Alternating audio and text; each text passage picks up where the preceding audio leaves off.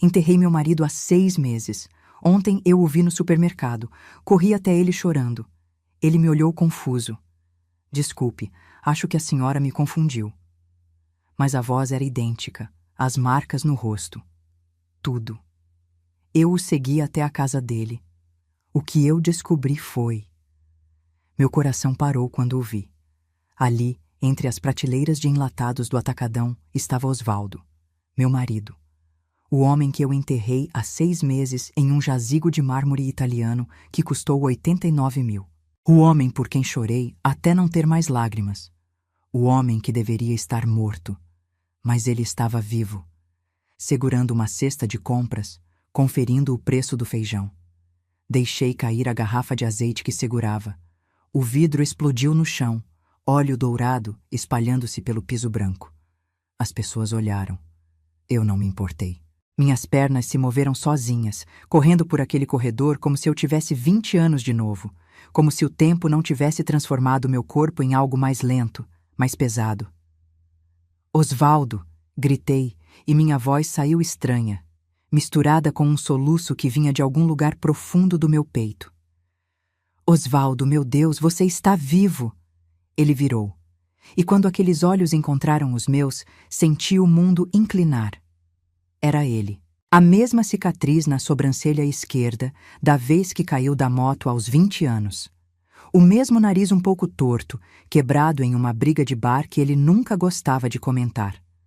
A mesma mancha de nascença no pescoço. Pequena, mas que eu conhecia como conheço as linhas da minha própria mão. Estendi os braços. Queria tocá-lo, abraçá-lo, sentir que aquilo era real e não algum tipo de delírio da minha mente solitária. Mas ele deu um passo para trás. Desculpe, senhora, disse com aquela voz rouca que ouvi por 43 anos. A voz que me acordava de manhã, que brigava comigo por causa de dinheiro, que sussurrava que me amava nas madrugadas frias. Acho que a senhora está me confundindo com alguém. Confundindo? Não, Osvaldo. Sou eu, Helena, sua esposa. Peguei meu celular com mãos trêmulas, procurando desesperadamente uma foto nossa. Encontrei uma do último aniversário dele, antes do acidente. Mostrei a tela para ele, aproximando demais do seu rosto. Olha, somos nós. Você não me reconhece? Ele olhou para a foto. Seus olhos se estreitaram por um segundo. Apenas um segundo. E depois ele balançou a cabeça, aquele movimento gentil, mas firme que conheci tão bem. Sinto muito. Meu nome é Roberto. Roberto Almeida. Nunca vi essa foto na vida. Ele colocou a mão no meu ombro, um toque breve, quase paternal. A senhora deve estar passando por algo difícil. Talvez devesse sentar um pouco, tomar uma água. Roberto? Roberto Almeida? Eu o observei com mais atenção. A roupa era diferente. Osvaldo sempre usava camisas sociais, mesmo nos fins de semana. Esse homem vestia uma camiseta desbotada do Flamengo e calça jeans surrada. Os sapatos eram tênis velhos, não os mocassins de couro que Osvaldo adorava. Mas o rosto... Meu Deus, o rosto era idêntico. O dedo, sussurrei, apontando para a mão esquerda dele. Mostra sua mão esquerda. Ele franziu a testa, confuso, mas ergueu a mão. E lá estava, o dedo mindinho torto, quebrado quando Osvaldo tinha 15 anos tentando consertar o telhado da casa da mãe. Senti meu estômago revirar. Olha, senhora, eu preciso ir, disse ele, já se afastando. Espero que a senhora fique bem, mas eu realmente não sou quem você pensa que sou. Ele empurrou o carrinho, virando o corredor em direção ao caixa. Fiquei ali parada, tremendo, enquanto uma funcionária vinha limpar o azeite derramado. As pessoas passavam por mim, lançando olhares de pena ou incômodo. Eu deveria ter ido embora, deveria ter procurado ajuda. Mas algo dentro de mim, aquela voz que sempre me alertou quando algo estava errado, a mesma voz que eu ignorei tantas vezes ao longo da vida, gritava que aquilo não era coincidência. Segui-o. Mantive distância, escondendo-me entre as prateleiras como uma ladra. Vi quando ele pagou as compras com dinheiro vivo, recusando a nota fiscal. Vi quando saiu do mercado e entrou em um Gol branco velho com uma amolgação na porta traseira. Anotei a placa mentalmente. MZK 38847. Entrei no meu carro, o Honda Civic que Osvaldo tinha me dado 2 anos antes de morrer, e o segui pelas ruas da cidade.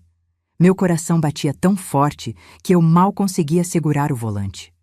Passamos pelo centro, pelo bairro onde morávamos, e continuamos em direção à Zona Oeste, uma área que eu raramente visitava. Ele estacionou em frente a uma casa simples, pintada de verde água, com um jardim pequeno e grades brancas. Uma casa comum, anônima. Ele desceu do carro carregando as sacolas de compras, e então a porta da frente se abriu. Uma mulher apareceu. Mais jovem que eu, devia ter uns 50 anos, cabelos pretos presos em um rabo de cavalo. Ela sorriu ao vê-lo. Não um sorriso educado de vizinha, um sorriso de esposa. Ela o beijou na bochecha, pegou uma das sacolas. E então 2 crianças correram pela porta. Um menino e uma menina, talvez com 8 e 10 anos. Eles pularam nele gritando: "Vovô! Vovô trouxe o sorvete?" "Vovô." Ele riu. Aquela risada de lado que conheci tão bem. Entraram todos juntos na casa. A porta se fechou. Fiquei sentada no carro, estacionada a uns 50 metros dali, enquanto o sol da tarde entrava pela janela e esquentava meu rosto molhado de lágrimas que eu nem sabia que estava derramando. 43 anos de casamento. 6 meses de luto. Noites inteiras chorando sozinha, abraçada ao travesseiro que ainda guardava o cheiro dele. E ele estava aqui, vivo, com outra família, com netos que eu nunca soube que existiam. Peguei meu celular e tirei fotos da casa, do carro, da placa. Minhas mãos tremiam tanto que metade das fotos ficou embaçada, mas consegui algumas nítidas. Quando a luz do dia começou a diminuir, liguei o carro e dirigi para casa em piloto automático. Não lembro da viagem.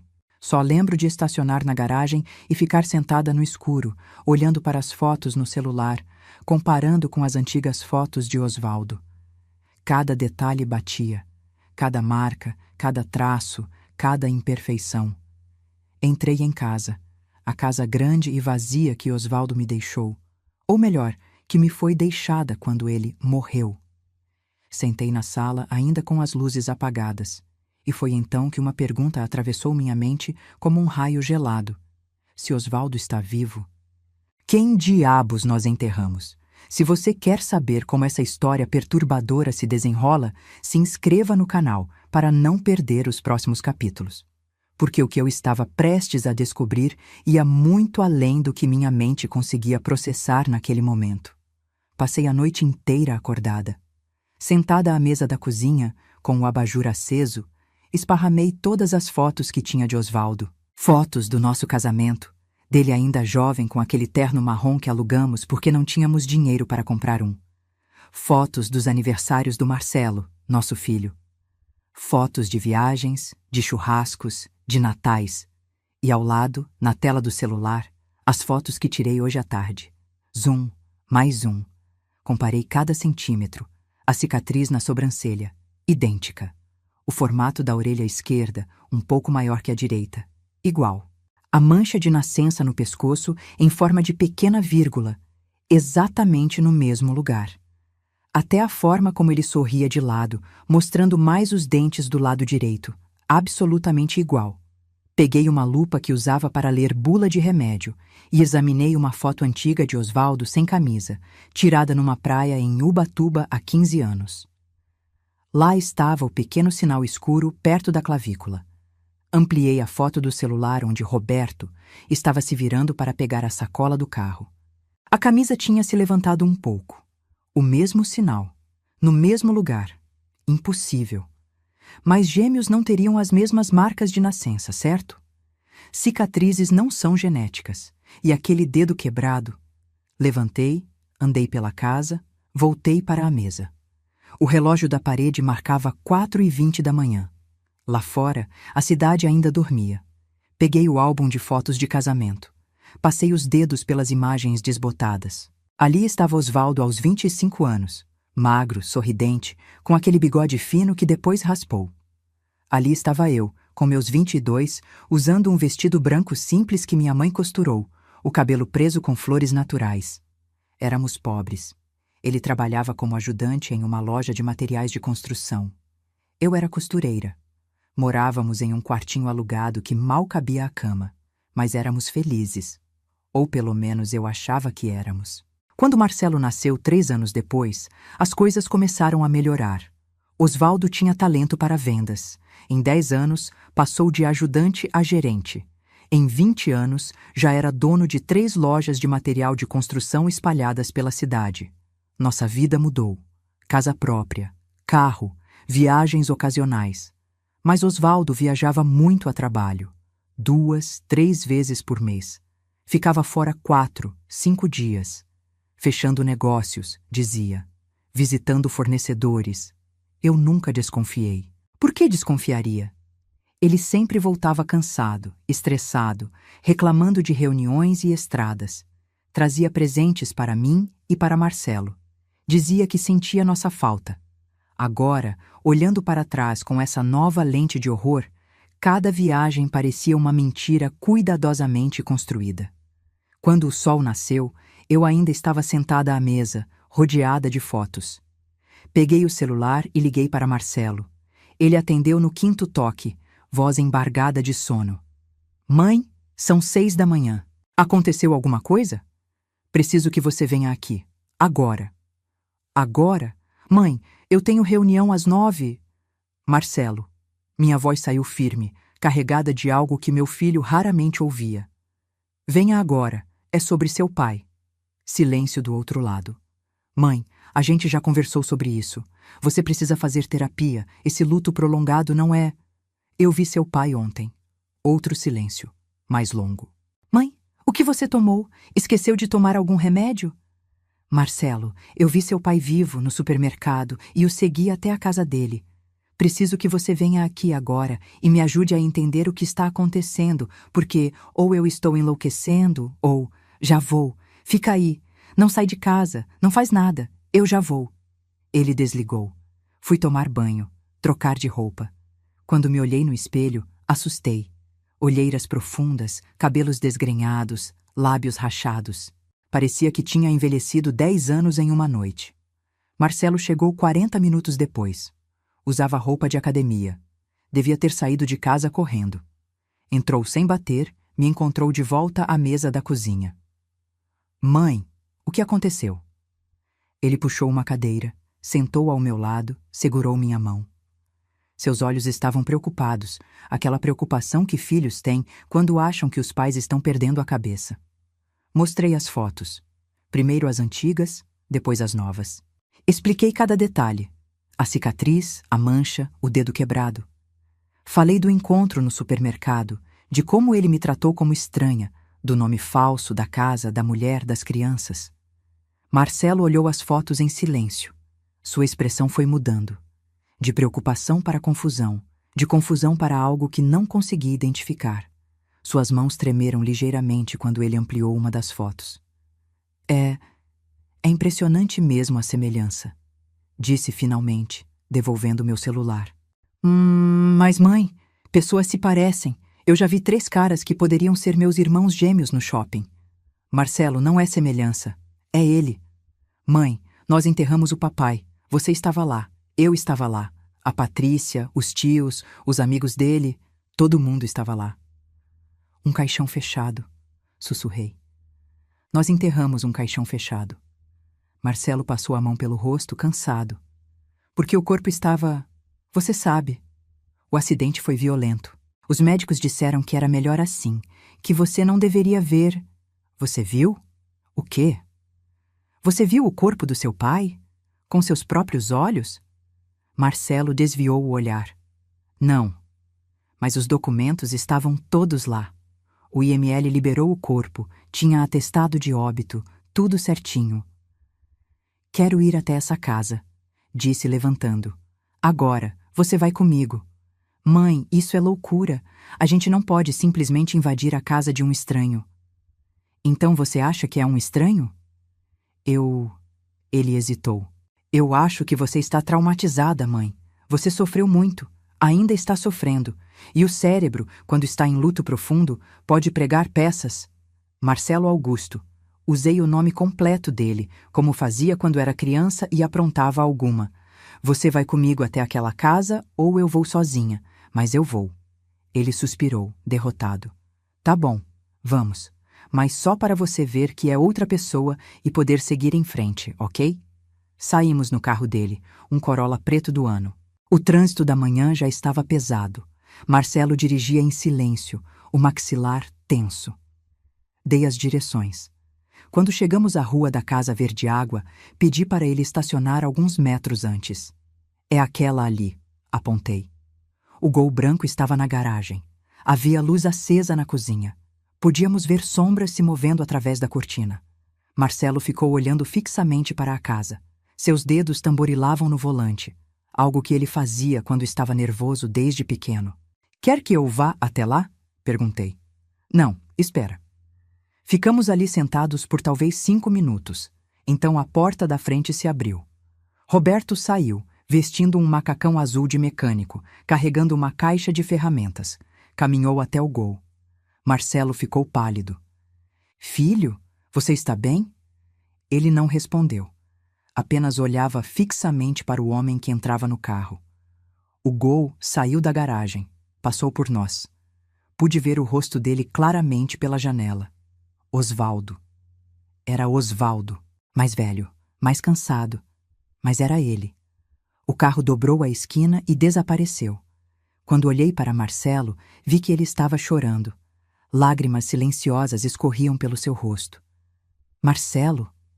Meu estômago gelou. Marcelo, o que você não está me contando? Ele encostou a testa no volante. Mãe. A voz saiu quebrada. Mãe, eu sinto muito. E naquele momento, enquanto o sol da manhã iluminava o interior do carro e meu filho desmoronava ao meu lado, eu soube. Soube que o que eu estava prestes a descobrir ia destruir muito mais do que apenas meu casamento. Ia destruir minha família inteira. Fala, ordenei, e minha voz saiu dura como pedra. Fala agora, Marcelo. Ele enxugou o rosto com as costas da mão, respirando fundo, tentando se recompor.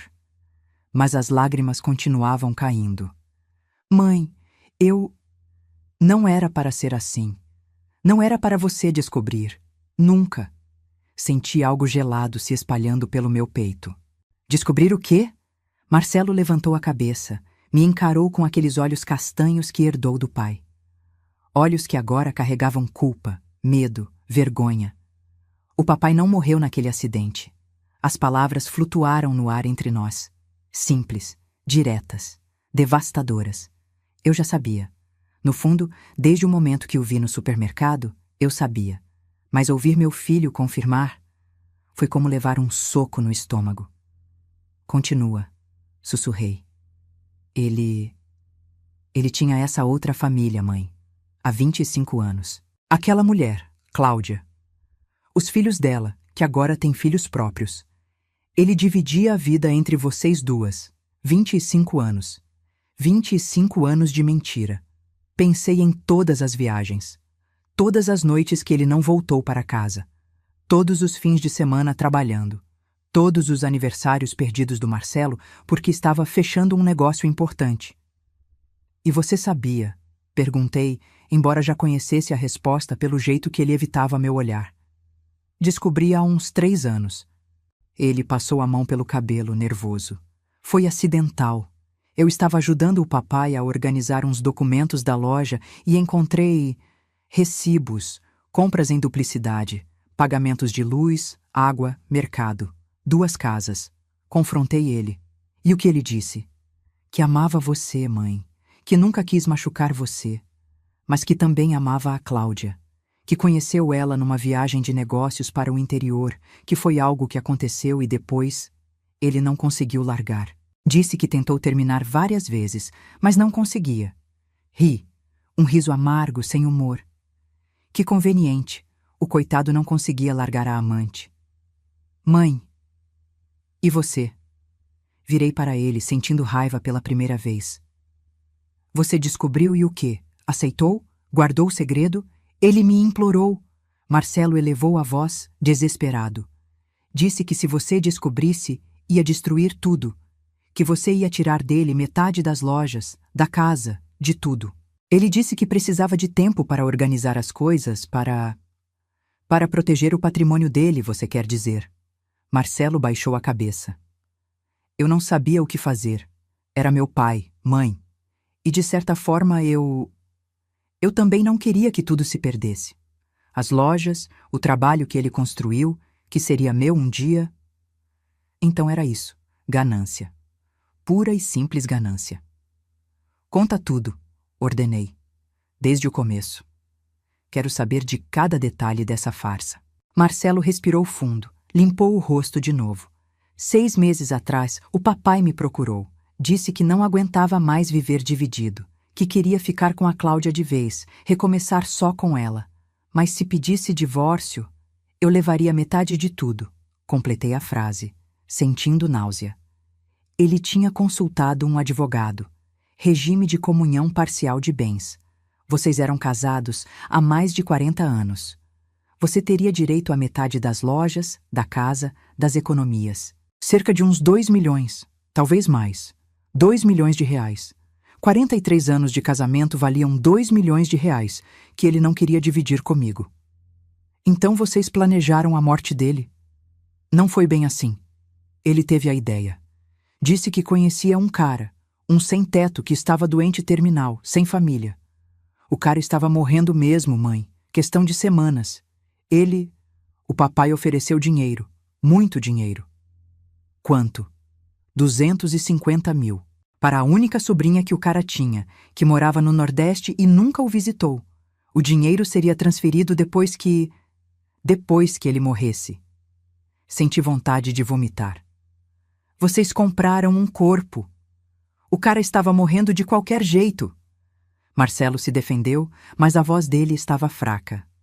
Ele aceitou. Disse que pelo menos a sobrinha teria uma vida melhor. E o acidente?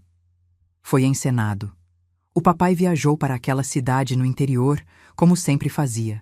Mas dessa vez, o tal homem estava com ele. Eles causaram um acidente de carro de verdade, mas pequeno. Só o suficiente para chamar a polícia, fazer um boletim. O homem foi levado para o hospital sob o nome do papai. Tinha os documentos dele, a carteira, tudo. E quando ele morreu, 3 dias depois, emitiram o atestado de óbito como se fosse Osvaldo.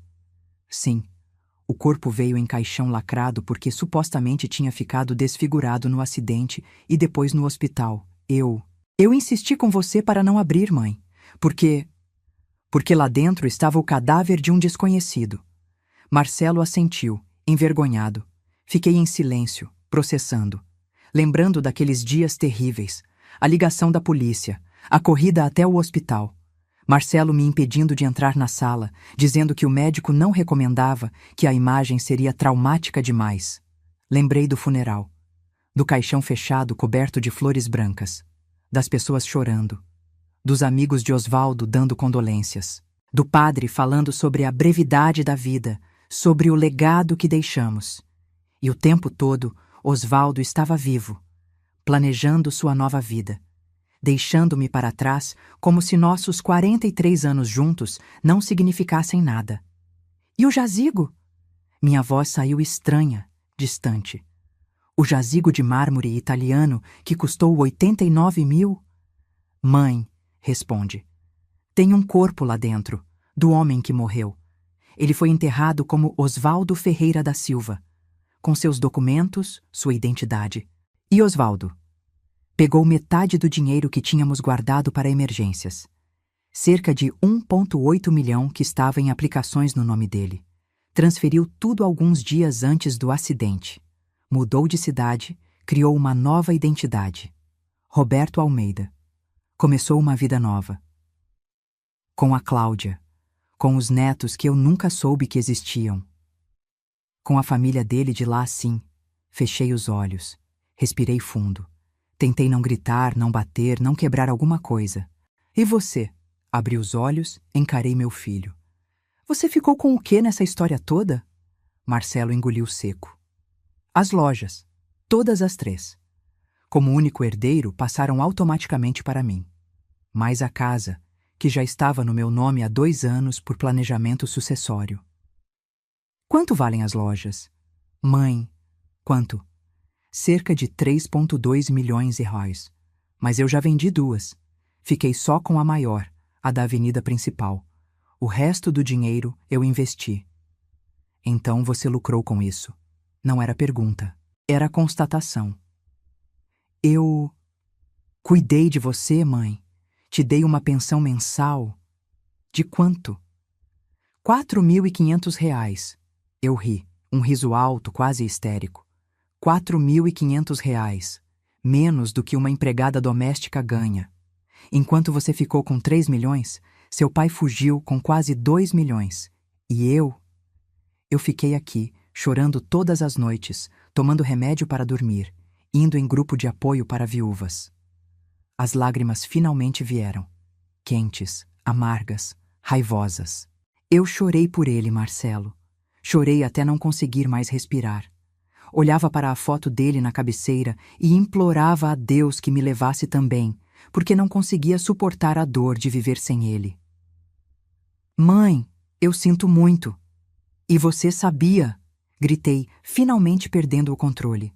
Você sabia e me deixou sofrer. Me deixou gastar 89 miles. É 0 em um jazigo para um estranho. Me deixou acreditar que meu marido estava morto enquanto ele estava vivo, feliz, com outra família. Eu não sabia o que fazer. Ele é meu pai. E eu sou sua mãe. O silêncio que se seguiu foi pesado, sufocante. Marcelo chorava abertamente agora. Mas eu não sentia pena. Sentia apenas uma fúria gelada, controlada, que ia crescendo no meu peito como uma tempestade. Leva-me para casa, disse calmamente. Mãe, a gente precisa conversar sobre... Leva-me para casa. Ele dirigiu em silêncio. Quando chegamos, saí do carro sem olhar para trás. Mãe, por favor. Bati a porta e entrei em casa. Fui direto para o quarto. Peguei todas as fotos de Osvaldo e coloquei em uma caixa. 43 anos de memórias. Casamento, aniversários, viagens, sorrisos, abraços, tudo mentira. Fechei a caixa e coloquei no armário mais alto. Depois, sentei na cama e olhei ao redor. A casa grande e vazia. A vida vazia. Os últimos 6 meses de luto desperdiçado. E comecei a planejar. Porque se havia uma coisa que meus 68 anos de vida me ensinaram, era que não se pode confiar em ninguém.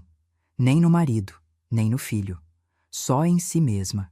E eu ia fazer os 2 pagarem, cada um do seu jeito. Mas primeiro, eu precisava de provas. Provas que não pudessem ser negadas, ignoradas ou explicadas. Provas que destruiriam a vidinha perfeita que eles tinham construído sobre a base das minhas lágrimas. Nos 3 dias seguintes, não atendi nenhuma ligação do Marcelo. Ele ligou 47 vezes. Mandou 63 mensagens. Apareceu na porta de casa 2 vezes, tocando a campainha insistentemente. Eu o via pela janela do quarto, mas não abria. Não queria ver o rosto dele. Não ainda, porque eu precisava de tempo para pensar, para planejar. E principalmente para enterrar o que restava da Helena ingênua e substituí-la por alguém mais forte. No 4º dia, acordei diferente. Tomei banho demorado, me arrumei, passei batom pela primeira vez em meses. Peguei minha bolsa e saí. A vizinha, Dona Teresa, estava regando as plantas. Bom dia, Helena, que bonita você está hoje. Ela sorriu, surpresa. Fazia tempo que não me via arrumada. Bom dia, Teresa. Vou resolver uns assuntos. Sorri de volta, um sorriso que não chegou aos olhos. Dirigi até o centro da cidade. Tinha pesquisado na internet e encontrado o que procurava. Durval Investigações Particulares. O escritório ficava num prédio antigo, 3º andar, sala 305. Subi as escadas. O elevador estava quebrado e bati na porta de vidro fosco com o nome pintado em letras douradas descascadas. Entre! Uma voz rouca respondeu. O escritório era pequeno, apertado, cheirando a café velho e cigarro. Atrás de uma mesa cheia de papéis estava um homem de uns 60 anos, careca, usando camisa social amassada com as mangas enroladas. Ele me olhou por cima dos óculos de leitura. Pois não? Preciso contratar seus serviços, disse, sentando na cadeira de frente para ele sem esperar convite. Ele se recostou, avaliando-me. Eu sabia o que ele via. Uma senhora de cabelos grisalhos, bem vestida, com joias discretas. Alguém com dinheiro. Que tipo de serviço? Investigação. De uma pessoa. Peguei meu celular, mostrei a foto de Roberto que tinha tirado. Preciso saber tudo sobre esse homem. Onde mora, onde trabalha, com quem se relaciona, quanto tem de dinheiro. Tudo.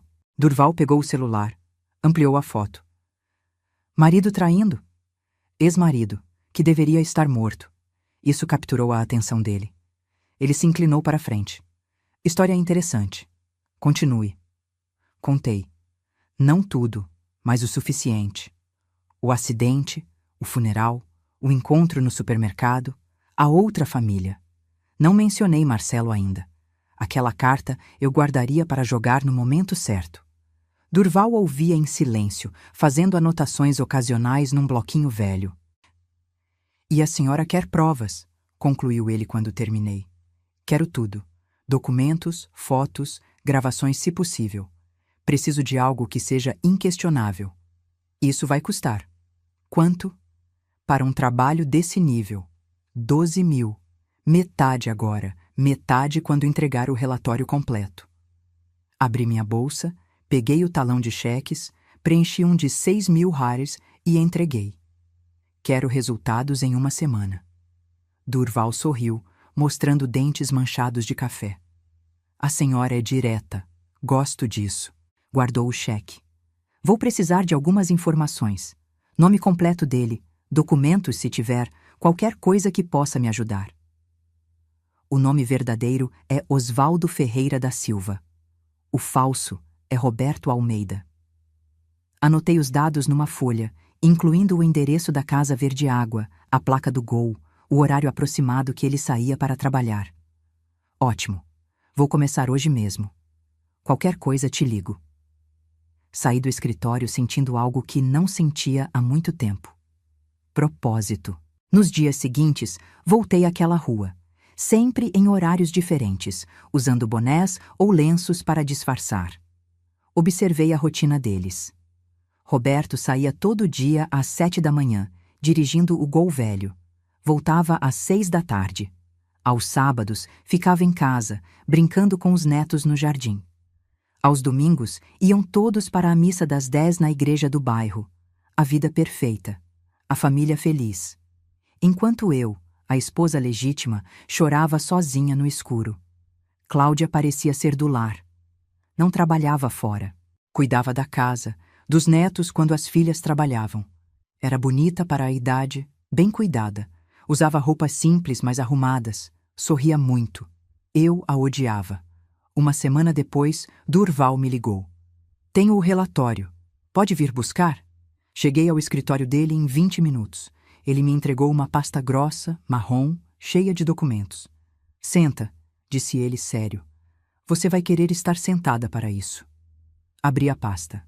A primeira página era uma cópia da certidão de nascimento de Roberto Almeida. Data de emissão, 7 anos atrás. Registrada em cartório de uma cidade pequena no interior. É falsa, explicou Durval. Bem feita, mas falsa. A certidão original desse nome pertence a um bebê que morreu nos anos 50. Seu marido comprou a identidade. Virei a página. Fotos de Osvaldo entrando e saindo de uma pequena oficina mecânica. Uma placa acima da porta. Chaveiro Almeida, concertos em geral. Ele trabalha aí, continuou Durval. É chaveiro. Ganha cerca de 3.500 roles por mês. Vida simples, modesta. E o dinheiro? Perguntei. Os 1,8 milhão que ele tinha? Durval virou para outra seção da pasta. Extratos bancários. Muitos extratos bancários. Aqui fica interessante. 7 anos atrás, um tal de Roberto Almeida abriu conta em 3 bancos diferentes. Depósitos iniciais somando 1,6 milhão. Desde então, ele vem sacando mensalmente cerca de 800.000, deixando o resto aplicado em fundos conservadores. Então, o dinheiro estava lá. O dinheiro que era meu também. Por regime de comunhão parcial de bens, metade daquele 1,8 milhão era meu. Tem mais. Durval virou outra página. Consegui acesso às ligações telefônicas dele dos últimos 6 meses. Meu coração acelerou. E várias ligações para um mesmo número, cerca de 200 no total, algumas durando mais de 1 hora. Ele circulou um número com caneta vermelha. Conseguiu identificar de quem é? Perguntei, embora algo no meu estômago já soubesse a resposta. Durval me encarou sério. É do seu filho, Marcelo Ferreira da Silva. Ali estava, preto no branco, a prova da traição dupla. Ligações antes do acidente. Ligações durante os 6 meses que passei de luto.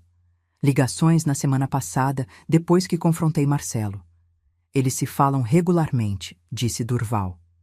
Antes, durante e depois da morte encenada. Seu filho estava por dentro de tudo desde o começo. Senti as mãos tremerem. Fechei a pasta. Mais alguma coisa? Sim, a casa onde eles moram não está no nome do Roberto. Está no nome da Cláudia, comprada há 22 anos.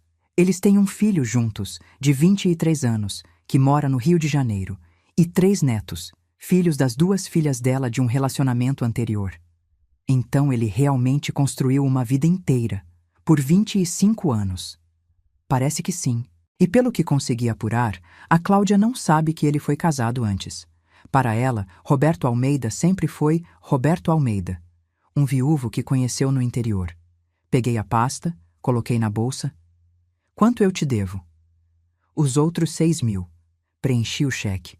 Quando fui entregar, Durval segurou minha mão. Olha, normalmente eu não me meto, mas você parece uma pessoa decente. Seja lá o que você esteja planejando fazer com essas informações, pensa bem. Esses casos de fraude documental, morte encenada, isso é crime federal, cadeia, você entende? Entendo perfeitamente, disse, sorrindo pela primeira vez desde que descobri a verdade. Agradeço a preocupação, Durval, mas eu sei exatamente o que vou fazer. Saí do escritório segurando a pasta como se fosse a coisa mais preciosa do mundo. Porque era. Era a chave para destruir completamente as vidas dos 2 homens que tinham destruído a minha. Em casa, espalhei todos os documentos na mesa da sala. Fotos, extratos, registros de ligações, certidões falsas. Li tudo, memorizei cada detalhe. Depois peguei o telefone e fiz uma ligação que vinha adiando. Escritório da doutora Simone Cardoso. Boa tarde. Boa tarde. Gostaria de marcar uma consulta com a doutora. É urgente. A senhora já é cliente? Não, mas tem um caso de estelionato, falsificação documental e fraude patrimonial que acho que vai interessar muito a ela. Pausa do outro lado. Pode vir amanhã às 3 da tarde? Estarei lá. Desliguei e olhei pela janela. O sol estava se pondo, pintando o céu de laranja e rosa. Um dia bonito, tranquilo. O último dia de paz que Osvaldo e Marcelo teriam em muito tempo, porque a tempestade estava apenas começando e eu seria o raio que destruiria tudo. Doutora Simone Cardoso não era o que eu esperava. Quando entrei no escritório dela, um espaço moderno no 10º andar de um prédio comercial no centro, encontrei uma mulher de uns 40 anos, negra, cabelos crespos presos num coque impecável, usando um terno cinza que exalava competência. Os olhos dela eram afiados, inteligentes, do tipo que não perdia nenhum detalhe. Senhora Helena? Estendeu a mão, aperto firme. Sente-se, por favor. Sentei na cadeira de couro em frente à mesa dela. Pelas janelas, via-se toda a cidade.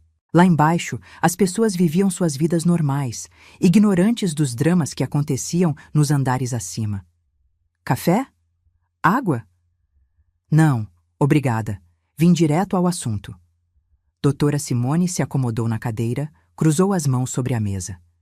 Minha secretária disse que a senhora tem um caso de estelionato e fraude. Me conte. Coloquei a pasta de Durval sobre a mesa e comecei a falar. Contei tudo.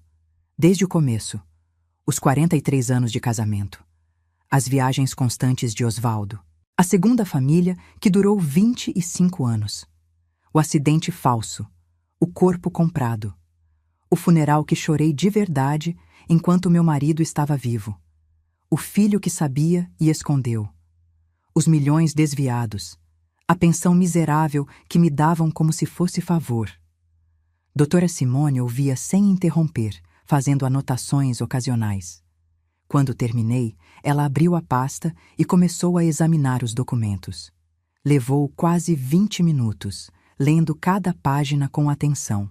Finalmente, ela se recostou na cadeira e assobiou baixinho. Senhora Helena, isso aqui é uma bomba. Eu sei.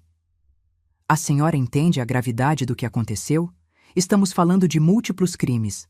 Falsidade ideológica, estelionato, ocultação de cadáver, fraude documental, sonegação fiscal. Ela contou nos dedos. Seu filho e seu marido podem pegar de 3 a 8 anos de prisão, cada um. Senti uma satisfação fria no peito. Ótimo. Ela me encarou, avaliando. A senhora quer processar os dois? Criminalmente? Quero justiça. Quero cada centavo que me foi roubado de volta. Quero que paguem pelo que fizeram. Então precisamos construir um caso sólido. Doutora Simone pegou uma caneta. Vou precisar de mais algumas coisas. Primeiro, documentos do casamento, certidão de óbito falsa, documentos das lojas. Tenho tudo em casa. Posso trazer amanhã. Segundo, uma confissão seria ideal. A senhora disse que o filho confessou. Tem gravação? Meu estômago afundou.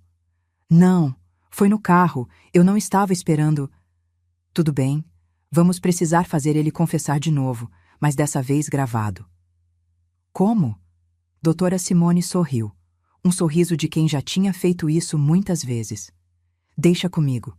Mas primeiro, vamos falar de dinheiro. A senhora disse que seu filho ficou com as lojas? 3 lojas avaliadas em 3,2 milhões. Ele já vendeu 2. E esse dinheiro está onde? Não sei. Investido em algum lugar. Vamos descobrir. Porque pela lei de comunhão parcial de bens, mesmo com a morte do seu marido, a senhora tinha direito a 50% de tudo que foi construído durante o casamento. Isso inclui as lojas. Mas ele era o único herdeiro de um morto falso. Doutora Simone se inclinou para a frente. Senhora Helena, seu marido não morreu. Portanto, não houve sucessão legítima. As lojas nunca deveriam ter passado para seu filho. Elas ainda pertencem ao espólio matrimonial. Levei alguns segundos para processar. Então seu filho vendeu propriedades que não eram legalmente dele. Isso é estelionato agravado. E todo o dinheiro dessas vendas precisa voltar para o espólio para a divisão correta. A magnitude da situação começou a ficar clara. Quanto eu poderia recuperar? Doutora Simone pegou uma calculadora, começou a fazer contas. As lojas, 3,2 milhões. Metade é sua. 1,6 milhão. Mais o ONS. 8 milhões que seu marido levou, metade sua. 900 mil reais. Mais danos morais pela fraude, sofrimento psicológico. Podemos pedir uns 500 mil reais fácil. Ela me encarou. Estamos falando de cerca de 3 milhões de reais, senhora Helena. Mais a casa, se quiser. 3 milhões de reais. 43 anos de casamento, de dedicação, de ser esposa e mãe, valiam 3 milhões de reais que tinham me roubado. E a prisão? Perguntei. Criminal é outro processo, mas com as provas que temos aqui, ela bateu na pasta. Eu diria que temos 90% de chance de condenação, especialmente com a confissão gravada que vamos conseguir. Como vamos fazer isso? Doutora Simone pegou um pequeno gravador digital da gaveta. A senhora vai convidar seu filho para um almoço. Vai dizer que quer fazer as pazes, que entende que ele estava numa posição difícil, vai deixar ele confortável e então, naturalmente, vai conduzir a conversa de volta ao assunto, fazer ele repetir a confissão. Tudo isso, ela levantou o gravador, será registrado. Ele não vai desconfiar? Não se a senhora for boa atriz. E pela sua cara, senhora Helena, acho que a senhora passou os últimos meses sendo uma atriz excelente. Ela estava certa. Quantas vezes sorri quando queria chorar? Quantas vezes fingi estar bem quando estava me despedaçando por dentro? Tem mais uma coisa, disse doutora Simone séria. Precisamos de provas documentais das transações do seu filho. Vendas das lojas, transferências bancárias, onde ele colocou o dinheiro. Ele guarda esses documentos? Provavelmente no escritório dele, na loja que ficou. Consegue acesso? Pensei. Marcelo tinha me dado uma cópia da chave da loja anos atrás. Caso de emergência. Nunca usei, mas ainda tinha. Consigo. Ótimo, porque se conseguirmos esses documentos, provando que ele falsificou assinaturas, vendeu propriedades de forma fraudulenta, ela bateu na mesa com satisfação. Acabou. Ele não tem como se defender. Saí do escritório da doutora Simone 2 horas depois com um plano detalhado, um plano que ia destruir completamente a vida do meu filho.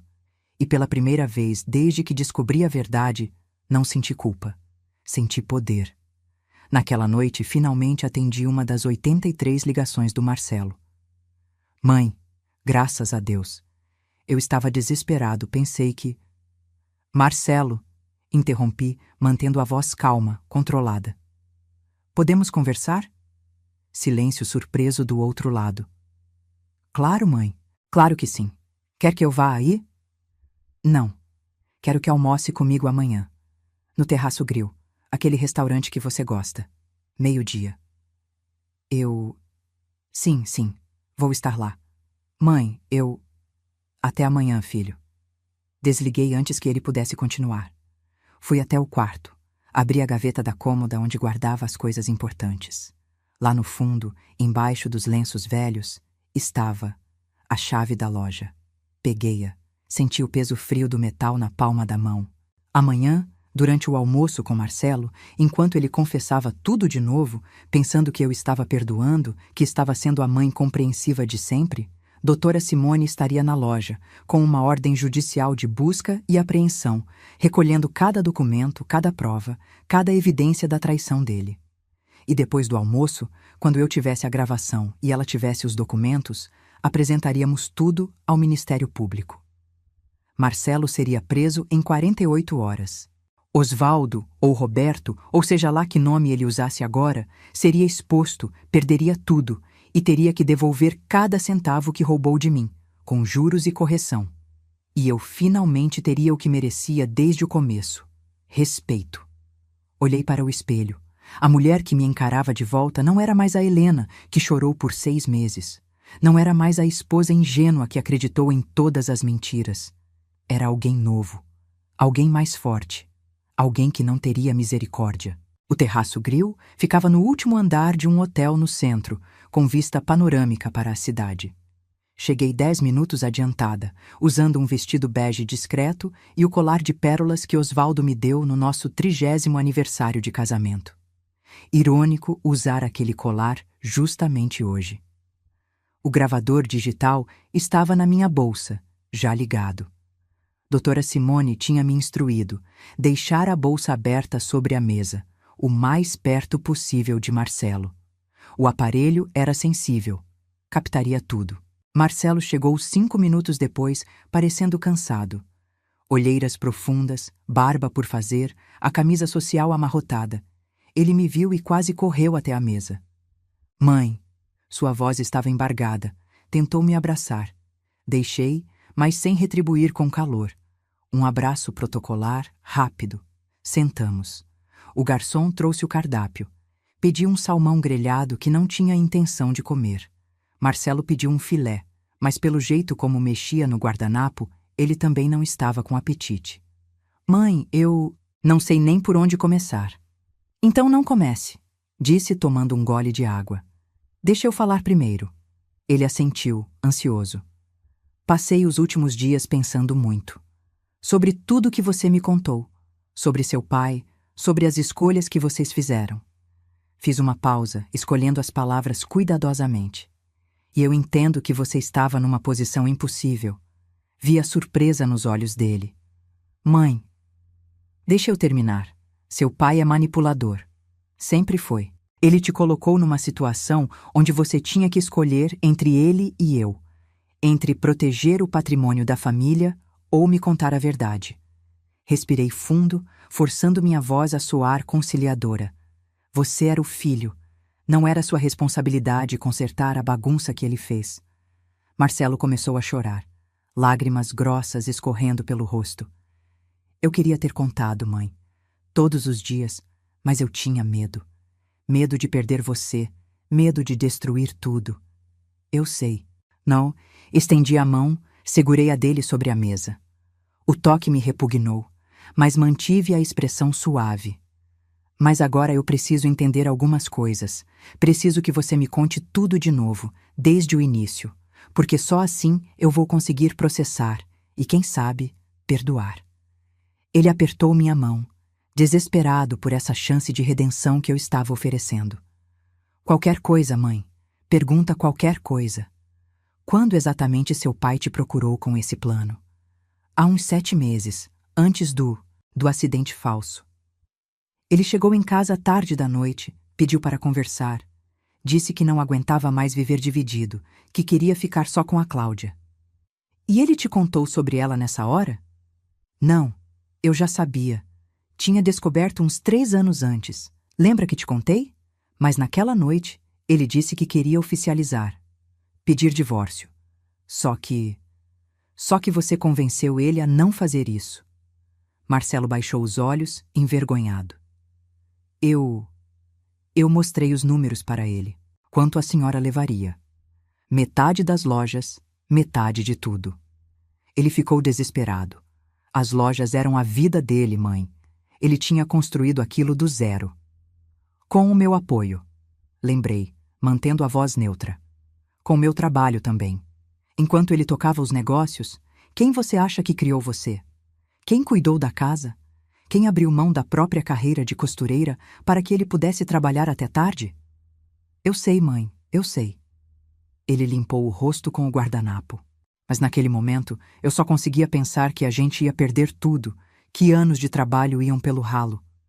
Então você sugeriu a morte falsa. Não, não fui eu. Foi ele. Ele que teve a ideia. Disse que conhecia um cara, um morador de rua que estava morrendo de câncer, que não tinha ninguém. Que daria R$ 250.000 para a sobrinha do cara se ele aceitasse. Morrer como Oswaldo Ferreira da Silva. O garçom trouxe os pratos. Esperamos em silêncio até ele ir embora. Marcelo nem tocou na comida. E você achou que era uma boa ideia? Perguntei. Eu achei que era loucura, mas o papai é convincente, você sabe. Ele disse que seria perfeito, que ninguém ia desconfiar, que você ficaria com a casa, com uma pensão boa, que eu ficaria com as lojas para garantir seu futuro também. Que pensão boa, Marcelo? R$ 4.500? Ele engoliu seco. Eu queria dar mais, mãe. Mas as lojas estavam com problemas de fluxo de caixa. Precisei vender 2 para pagar dívidas que o papai tinha escondido. Dívidas? Que dívidas? Fornecedores, impostos atrasados. Marcelo passou a mão pelo cabelo, frustrado. O papai era bom vendedor, mas péssimo administrador. Quando eu assumi, descobri que tinha quase R$ 800.000 em dívidas que ele nunca mencionou.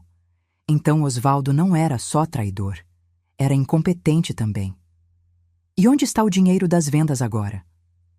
Paguei as dívidas. O resto, uns 1,4 milhão, está aplicado em fundos. Eu estava guardando para você, eventualmente. Mentira, mas deixei passar. Me conta sobre o dia do acidente. Como foi? Marcelo respirou fundo, mergulhando na memória. O papai viajou como sempre fazia, para aquela cidade no interior, São Miguel do Araguaia. O cara, o seu Antônio, já estava esperando. Eles causaram um acidente de carro de verdade, mas controlado. Bateram numa árvore numa estrada rural. Chamaram a ambulância. Quando chegou no hospital, o seu Antônio estava com todos os documentos do papai. RG, carteira de motorista, cartão do convênio médico, tudo. E ninguém desconfiou? O rosto dele estava machucado do acidente. E ele estava semiconsciente, não falava direito. Os médicos só queriam estabilizar ele. 3 dias depois, ele morreu. De verdade. Do câncer. E emitiram o atestado de óbito. Como Osvaldo Ferreira da Silva, sim. Eu fui buscar o corpo. Vim no carro funerário, direto para o velório. Insisti para o caixão ficar lacrado porque... Bem, você sabe.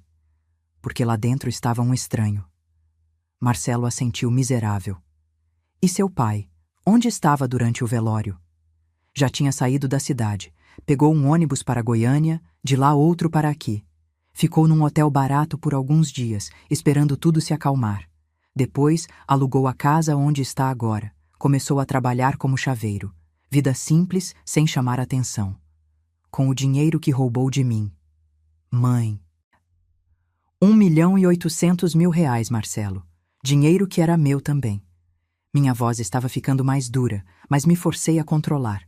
Não podia perder a compostura agora. Onde está esse dinheiro? Em contas no nome do Roberto Almeida. 3 bancos diferentes. Aplicações conservadoras.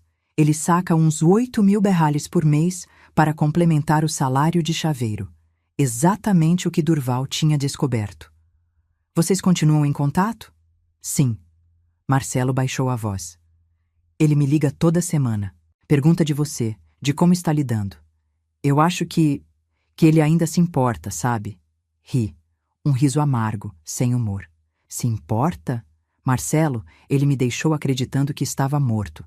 Me deixou chorar sobre um túmulo vazio. Me deixou gastar 89.000 reais num jazigo de mármore para um estranho. Isso não é se importar. Isso é covardia. Eu sei. A voz dele era um sussurro. Eu sei, mãe. E eu sinto muito. Tanto. Se eu pudesse voltar atrás. Mas não pode. Soltei a mão dele. Nenhum de vocês pode. Silêncio pesado entre nós. O que você vai fazer? Ele perguntou finalmente, com medo na voz. Olhei para ele. Meu filho.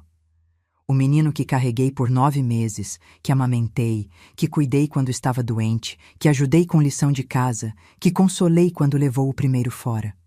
O homem que me traiu tão profundamente quanto o pai dele. Ainda não sei. Menti. Mas preciso de tempo, sozinha, para pensar. Quanto tempo? O necessário. Levantei, peguei minha bolsa, certificando-me que o gravador tinha capturado tudo. Mãe, espera. Adeus, Marcelo. Saí do restaurante sem olhar para trás, deixando-o sozinho com a comida intocada e a culpa que agora carregava sozinho. No carro, permiti-me um momento. Um único momento de dor real. Porque não importava quantas vezes repetisse para mim mesma que ele merecia, que tinham me usado, que mereciam pagar. Aquele ainda era meu filho. E uma parte de mim morreu ao ter que destruí-lo. Mas a parte maior, a parte que passou 6 meses em luto falso, a parte que foi tratada como idiota por 43 anos, essa parte estava satisfeita. Liguei para a doutora Simone. Consegui a gravação. Perfeito. E eu consegui os documentos. Você não vai acreditar no que encontrei. Me conta. Seu filho falsificou sua assinatura em pelo menos 15 documentos diferentes. Vendas, transferências, procurações, tudo falso. Ele nem tentou disfarçar direito. E isso é suficiente? Para processá-lo criminalmente e ganhar? Absolutamente. Estou preparando a denúncia agora. Amanhã de manhã, entrego no Ministério Público. E quanto tempo até ele ser preso? 72 horas, no máximo. A juíza que vai pegar o caso é conhecida por não tolerar fraude financeira contra idosos. Seu filho vai dormir na cadeia antes do fim de semana. Fechei os olhos, apoiando a cabeça no volante. E Osvaldo? Tecnicamente, ele não pode ser preso porque está legalmente morto, mas posso mover uma ação para invalidar todos os documentos do Roberto Almeida, congelar as contas dele e forçá-lo a devolver tudo que é seu com correção. Ele vai ficar sem nada, Helena. Vai ter que recomeçar do zero, aos 73 anos. 73 anos, a mesma idade que ele teria se não tivesse morrido aos 70. Faça isso, disse, abrindo os olhos. Faça tudo. Você tem certeza? Porque uma vez que começarmos, não tem volta. Pensei nos 43 anos, nas mentiras, no luto falso, nos 6 meses chorando sozinha, na pensão miserável, na segunda família que ele escolheu ao invés da nossa. Absoluta certeza. Então amanhã começa a guerra. Prepara-se, Helena. Vai ficar feio. Que fique. Desliguei e dirigi para casa. Aquela noite, dormi pela primeira vez em 6 meses, sem precisar de remédio. Porque finalmente, depois de tanto tempo sendo vítima, eu tinha virado a caçadora. E a caçada estava apenas começando. A denúncia foi protocolada numa terça-feira, às 9 da manhã. Doutora Simone me ligou para confirmar. Está feito. O Ministério Público aceitou o caso. A promotora é a doutora Flávia Mendes, conhecida por ser implacável em casos de crimes contra idosos. Ela já pediu prisão preventiva do Marcelo. Quanto tempo até o mandado sair? 48 horas, no máximo. Ela alegou o risco de fuga e destruição de provas. O juiz vai aceitar. 2 horas depois, recebi uma ligação de Marcelo. Ignorei. Ele ligou mais 4 vezes. Mandou mensagens. Mãe, preciso falar com você urgentemente. Mãe, aconteceu algo sério. Por favor, atende. Bloqueei o número, porque eu sabia o que tinha acontecido. Doutora Simone tinha me avisado que o Ministério Público notificaria formalmente todos os envolvidos. Marcelo tinha recebido a intimação. Sabia que estava sendo investigado. E devia estar desesperado. Na quarta-feira de manhã, ele apareceu na minha porta. Bateu insistentemente, gritou meu nome. Os vizinhos começaram a olhar pelas janelas. Dona Teresa saiu na calçada, preocupada. Helena, está tudo bem aí? Abri a janela do quarto. Está sim, Teresa. Só um mal-entendido familiar. Já vai se resolver. Marcelo me viu. Mãe, pelo amor de Deus, abre essa porta. Vai embora, Marcelo. Você fez isso? Você me denunciou? Vai, embora. Eu sou seu filho. Seu único filho. Meu filho morreu junto com meu marido. Gritei de volta e a dor na minha voz era real. Há 6 meses. O que sobrou foi um estranho que me roubou. Fechei a janela. Ele ficou mais 10 minutos gritando, batendo na porta. Depois finalmente foi embora. Chorei. Não porque sentia pena dele, mas porque era verdade o que eu tinha dito.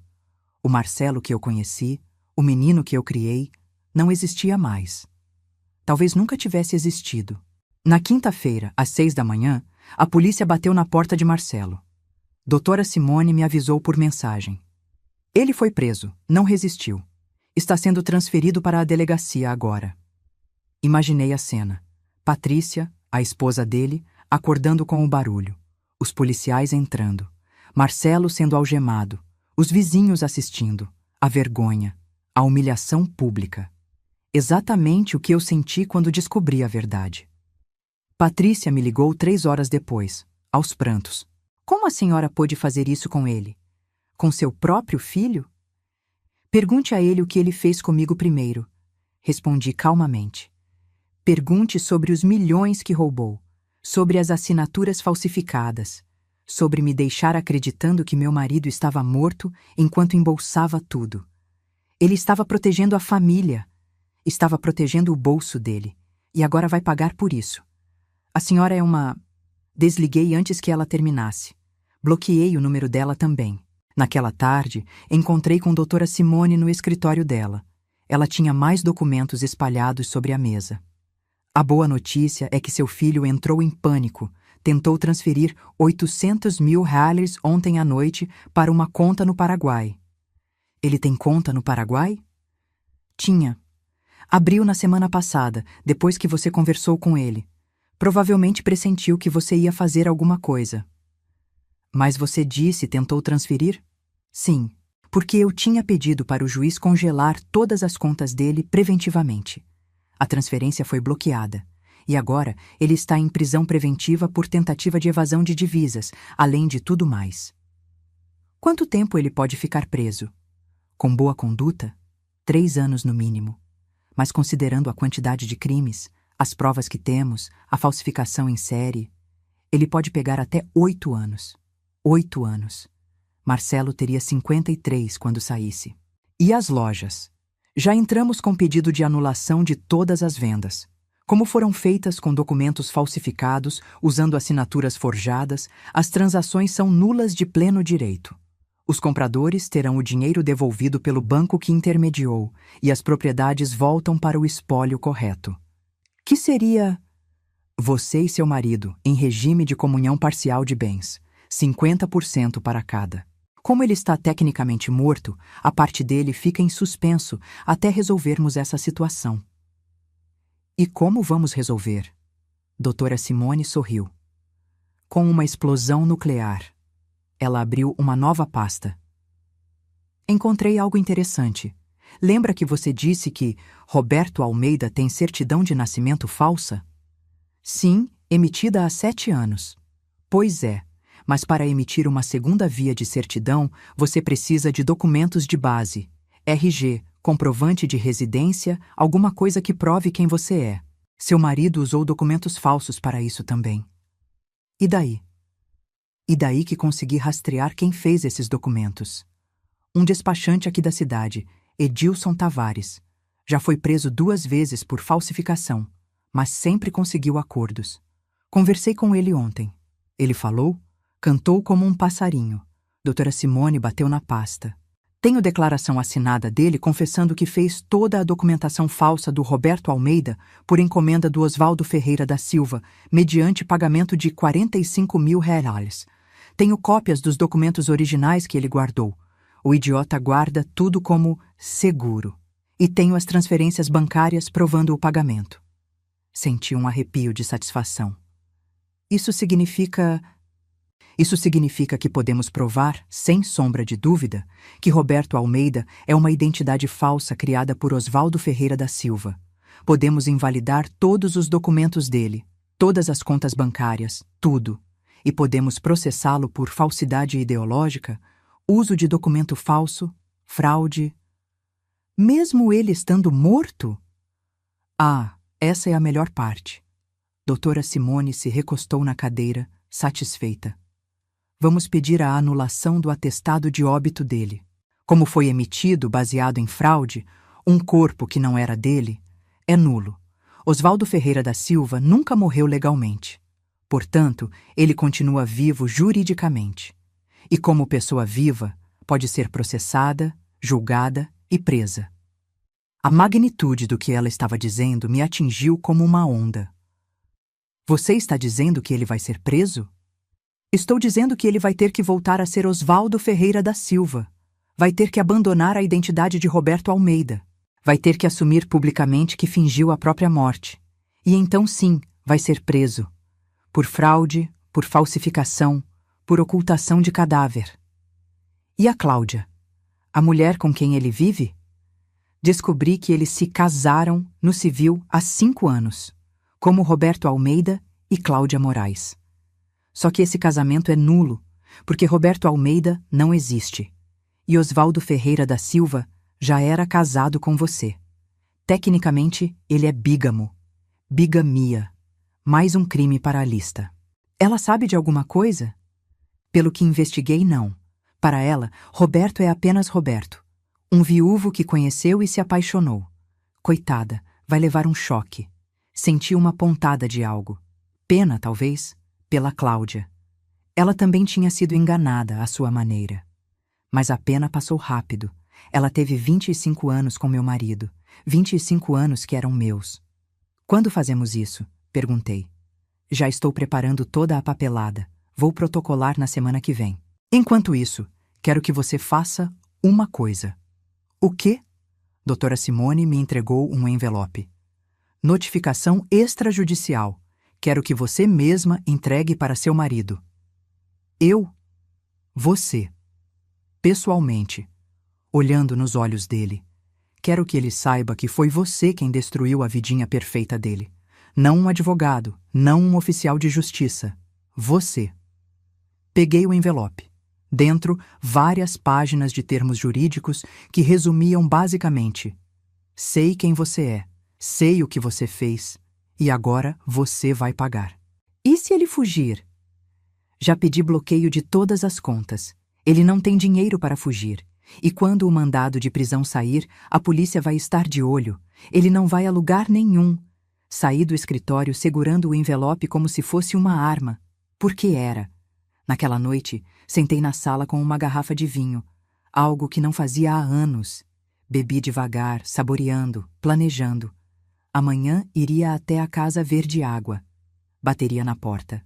E quando Roberto abrisse, quando me reconhecesse, quando aquele pânico cruzasse os olhos dele, eu sorriria e entregaria o envelope que destruiria tudo que ele construiu sobre as cinzas da minha dor. Porque era minha vez agora. Minha vez de assistir ele perder tudo. Minha vez de deixá-lo chorando, desesperado, impotente. Exatamente como ele me deixou por 6 longos meses. A justiça estava chegando. E ela tinha meu rosto. Sexta-feira, 10 da manhã. Estacionei o carro 3 casas antes da casa verde água. Peguei o envelope grosso do banco ao lado, respirei fundo 3 vezes. Minhas mãos tremiam ligeiramente. Não de medo, mas de antecipação. 43 anos levaram a este momento. Desci do carro, caminhei devagar pela calçada. O dia estava quente, o sol de novembro castigando. Podia ouvir crianças brincando em algum quintal próximo, o som de uma novela vazando pela janela de uma casa, a vida normal seguindo seu curso enquanto eu me preparava para explodir a de alguém. Parei em frente ao portão. O Gol branco estava na garagem. Ele estava em casa. Toquei a campainha. Passos se aproximando. A porta se abriu. Cláudia, a mulher que vi pela janela naquele primeiro dia. Mais bonita de perto, rosto gentil, olhos curiosos. Pois não? Bom dia, estou procurando o Roberto. Ele está no fundo consertando a cerca. Posso ajudar em algo? Preciso falar com ele pessoalmente, é importante. Ela hesitou, avaliando-me. Uma senhora bem vestida, educada, nada ameaçador. Vou chamá-lo. Um momento. A porta se fechou. Ouvi vozes abafadas lá dentro. Então, passos mais pesados se aproximando. A porta abriu de novo.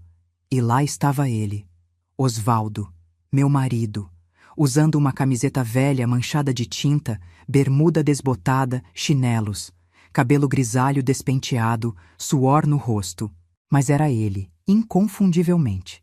Nossos olhos se encontraram. Vi o reconhecimento imediato, o choque, o medo.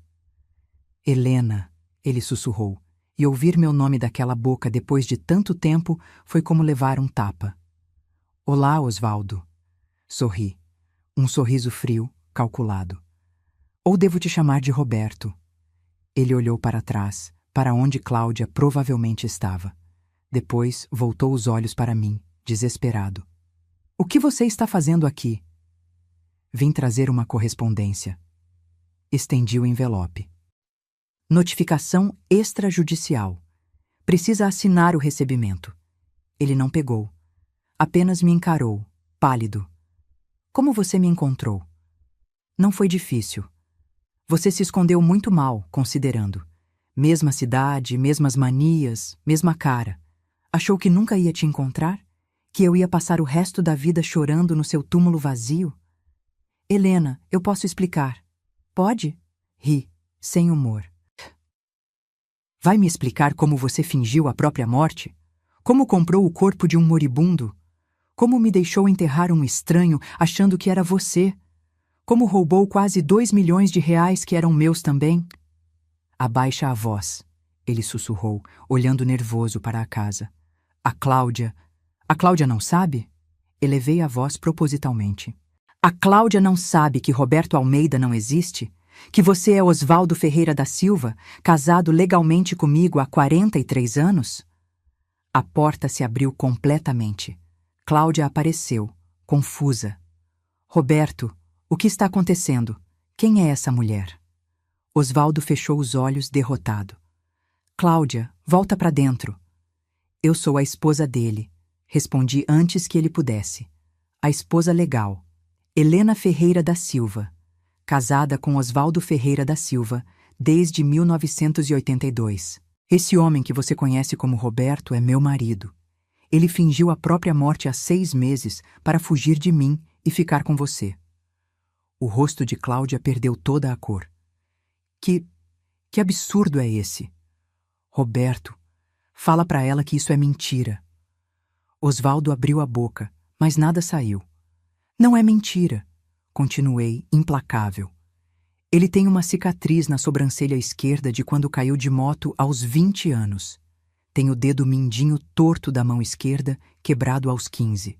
Tem uma mancha de nascença no pescoço em forma de vírgula. Quer que eu continue? Ou você mesma pode conferir essas marcas que conhece tão bem? Cláudia olhou para Osvaldo, esperando que ele negasse. Mas ele apenas baixou a cabeça. Roberto? A voz dela saiu quebrada. Roberto, olha para mim. Fala que isso não é verdade. Cláudia, eu posso explicar? Ela recuou como se tivesse levado um soco. Meu Deus, é verdade. Tudo é verdade. Cláudia, me escuta. Você mentiu para mim! Ela gritou, e a dor na voz dela ecoou pela rua inteira. 25 anos! 25 anos você me enganou. Quem você é? Eu sou o mesmo homem que você conhece. Você nem tem nome verdadeiro. Lágrimas escorriam pelo rosto dela. Roberto nem existe. Você é um... Ela não conseguiu terminar, virando-se e correndo para dentro da casa. Osvaldo deu um passo para segui-la, mas parou, olhando para mim com uma mistura de raiva e desespero. Está feliz agora? Destruiu minha vida? Sua vida? Minha voz saiu baixa, perigosa. Você destruiu a minha primeiro. 43 anos, Osvaldo. 43 anos eu fui sua esposa. Fiel, dedicada, presente. Criei nosso filho sozinha, enquanto você construía outra família. Chorei na sua falsa morte enquanto você recomeçava do zero, com dinheiro que era meu. Eu ia te deixar a casa, uma boa pensão. R$ 4.500? Cuspiu as palavras. Você levou quase 2 milhões e achou que 4.500 era generosidade? Eu trabalhei por aquele dinheiro. Nós trabalhamos. Enquanto você tocava as lojas, quem você acha que segurou a casa? Quem criou seu filho? Quem abriu mão de tudo para que você pudesse crescer? Silêncio. Ele não tinha resposta. Pega o envelope, ordenei. Com mãos trêmulas, ele pegou. Abriu. Começou a ler. Vi o rosto dele mudar de expressão conforme avançava pelas páginas. Choque, medo, pânico. Você está me processando?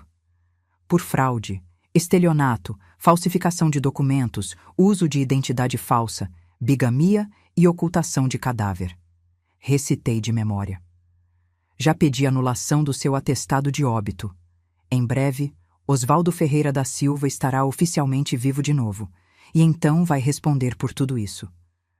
Eu não tenho dinheiro para advogado. Deveria ter pensado nisso antes. Ah, espera. Sorri. Você tem dinheiro. Quase 2 milhões, aplicados em 3 bancos diferentes. Só que essas contas foram congeladas ontem por ordem judicial. Você não tem acesso a 1 centavo. Ele cambaleou, apoiando-se no batente da porta. Helena, pelo amor de Deus. Amor de Deus. Ri, amarga. Você invoca o nome de Deus agora? Depois de comprar um cadáver? Depois de me fazer chorar sobre um túmulo vazio?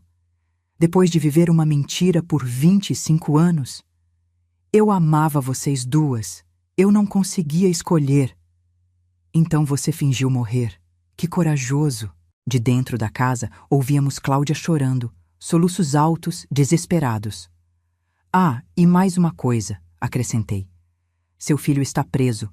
Prisão preventiva por estelionato, falsificação de assinaturas e tentativa de evasão de divisas. Ele tentou mandar 800 mil para o Paraguai ontem. Não deu certo. Osvaldo ficou branco. Marcelo. Você prendeu o Marcelo? Ele prendeu a ele mesmo quando decidiu roubar de mim. Quando falsificou minha assinatura em 15 documentos diferentes. Quando vendeu as lojas que eram metade minhas sem meu consentimento. quando me deixou acreditar que meu marido estava morto enquanto embolsava milhões.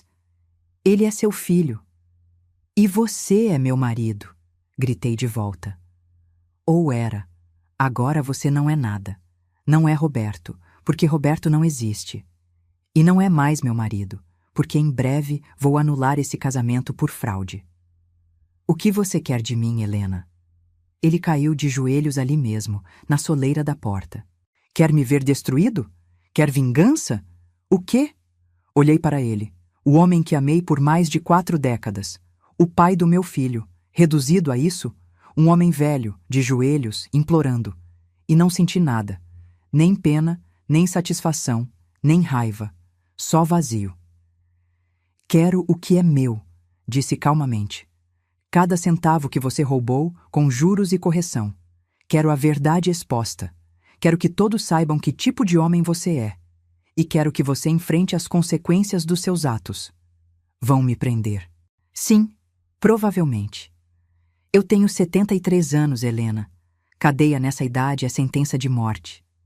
Deveria ter pensado nisso antes. Virei para ir embora. Helena! Ele gritou atrás de mim. Helena, por favor. Pelos anos que vivemos juntos, pela memória do que fomos. Parei, olhei para trás. A memória do que fomos. Osvaldo, nós nunca fomos nada. Porque eu era real, mas você era mentira.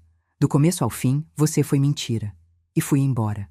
Entrei no carro, liguei a ignição. Pelo retrovisor, vi ele ainda de joelhos na porta, a cabeça entre as mãos. Cláudia apareceu atrás dele, chorando, gritando algo que não conseguia ouvir. A vida dele, a vidinha perfeita que construiu sobre minha dor, estava desmoronando, e eu tinha sido o terremoto. Dirigi para casa em silêncio, as mãos firmes no volante. Quando cheguei, liguei para a doutora Simone. Entreguei a notificação. E ele desmoronou, completamente. Ótimo, agora é só esperar. O mandado de prisão sai segunda-feira. Terça no máximo. E as contas? O dinheiro? Já estão sendo transferidas para um bloqueio judicial. Quando o processo terminar, você recebe tudo o que é seu. Com juros de 6 meses. Vai dar uns 2,4 milhões mais só da parte dele. 2.400.000 reais. Mais 1.600.000 das lojas. Mais a casa. Mais danos morais. 4 milhões de reais. 43 anos valiam 4 milhões de reais. Helena, você está bem? Estou, respondi, e era verdade. Pela primeira vez em muito tempo, estou bem. Desliguei e fui até o jardim. Sentei no banco que Osvaldo instalou anos atrás, de onde se via o pôr do sol, e esperei a noite cair. Porque amanhã o sol nasceria em um mundo novo. Um mundo onde eu não era mais a viúva chorosa. Era a mulher que recuperou sua dignidade, e não pediria desculpas por isso. O mandado de prisão saiu na segunda-feira, às 2 da tarde. Doutora Simone me ligou assim que foi expedido. Polícia está a caminho da casa dele agora. Quer acompanhar? Não. Surpreendi a mim mesma com a resposta. Não preciso ver isso, porque já tinha visto o suficiente. Já tinha testemunhado a queda dele na sexta-feira, de joelhos na porta de casa. O resto era apenas formalidade. Mas a tarde ainda me reservava surpresas. Às 4 horas, Patrícia apareceu na minha porta. A esposa do Marcelo. Olhos vermelhos, sem maquiagem, roupas amassadas. Parecia ter envelhecido 10 anos em poucos dias. Vim buscar suas coisas, disse, voz rouca. As roupas dele, os documentos... Preciso levar para o advogado. Entre. Ela entrou hesitante, olhando ao redor como se entrasse pela primeira vez, embora tivesse estado naquela casa centenas de vezes nos 15 anos de casamento com Marcelo. As coisas dele estão onde sempre estiveram, disse. No quarto dele de infância. Pode pegar. Patrícia subiu as escadas. Ouvi gavetas sendo abertas, armários revirados. 20 minutos depois, ela desceu carregando 2 sacolas. Parou na sala, me encarou. A senhora está satisfeita?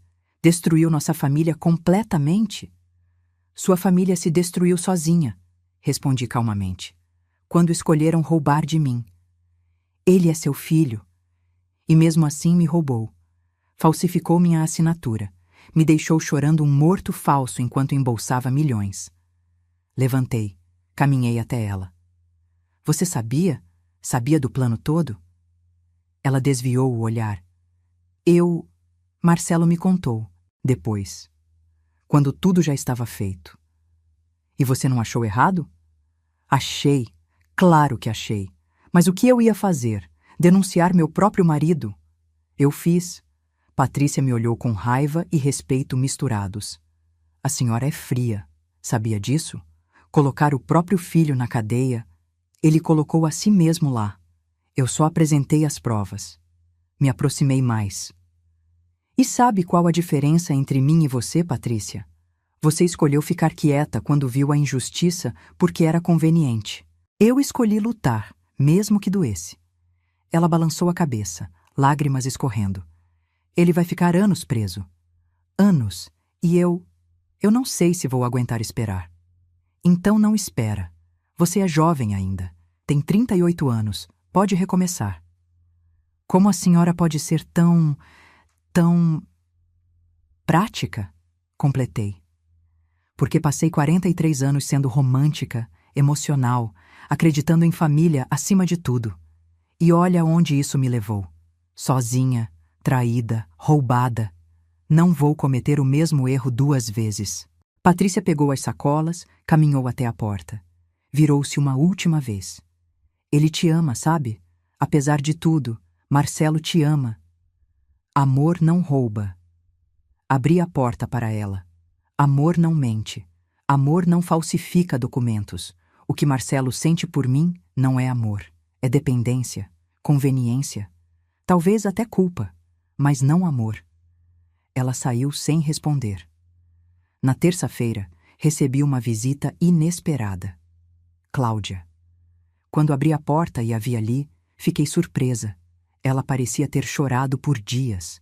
Os olhos inchados, a pele sem vida, os ombros caídos. Posso entrar? Perguntou baixinho. Hesitei, depois me afastei da porta. Sentamos na sala. Ofereci café. Ela aceitou, mais por educação que por vontade. Vim devolver isso, disse, tirando algo da bolsa. Era uma aliança, dourada, simples. A aliança de casamento dele comigo. Ou melhor, do Roberto. Ela riu amargo. Nem sei mais como chamá-lo. Osvaldo, disse. O nome dele é Osvaldo Ferreira da Silva. Osvaldo. Ela testou o nome na língua como se fosse estranho. 25 anos e eu nem sabia o nome verdadeiro dele. Silêncio pesado entre nós. Por que você veio aqui? Perguntei. Porque preciso entender. Ela me encarou, desesperada. Preciso entender como alguém faz isso. Como alguém constrói uma vida inteira em cima de mentira. Como ele olhava nos meus olhos todos os dias e mentia. Se você descobrir, me conta, respondi. Porque eu também não entendo. Ele foi preso ontem. Você sabia? Sabia. Vieram 2 policiais. Na frente dos vizinhos, dos netos, as crianças choraram. Achavam que o vovô tinha feito algo terrível. E tinha. Eu sei. Ela limpou as lágrimas. Mas eles não entendem. Para eles, ele era só o vovô que consertava bicicletas e comprava sorvete. Senti uma pontada de algo. Não pena por Osvaldo, mas pelas crianças. Elas eram inocentes nisso tudo. Quanto você sabia? Perguntei. Sobre a vida dele antes de te conhecer? Ele disse que era viúvo, que a esposa tinha morrido de câncer, que ele tinha um filho com quem não se falava mais. Ela soltou um riso sem humor. Até isso era mentira. O filho dele te conhece. Estava envolvido na farsa toda. Estava. E agora está preso também. Cláudia assentiu, processando. A casa onde moramos está no meu nome. Comprei antes de conhecer ele, com dinheiro da minha primeira herança, quando minha mãe morreu. Pelo menos isso é meu. E o dinheiro dele? As economias? Bloqueadas. Não posso acessar nada, nem para pagar advogado para ele. Ela me olhou. Não que eu fosse. Não sei se quero ajudá-lo depois de tudo isso. Você tem todo o direito de se proteger. Mas eu o amei. A voz dela quebrou. Eu realmente o amei. E agora descobri que nem sei quem ele era de verdade. Estendi a mão, segurei a dela. Duas mulheres enganadas pelo mesmo homem, sentadas na sala que ele compartilhou com uma enquanto construía outra vida com a outra. Eu também o amei, admiti. Por mais de 40 anos, e também não sei quem ele era. Ficamos ali sentadas por um tempo, em um silêncio solidário, duas vítimas do mesmo mentiroso. Quando ela se levantou para ir embora, parou na porta.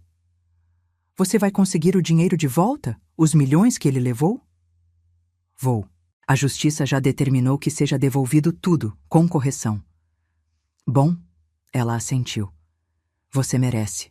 Ficou com ele por muito mais tempo que eu. Sacrificou muito mais. Ambas sacrificamos, só de formas diferentes.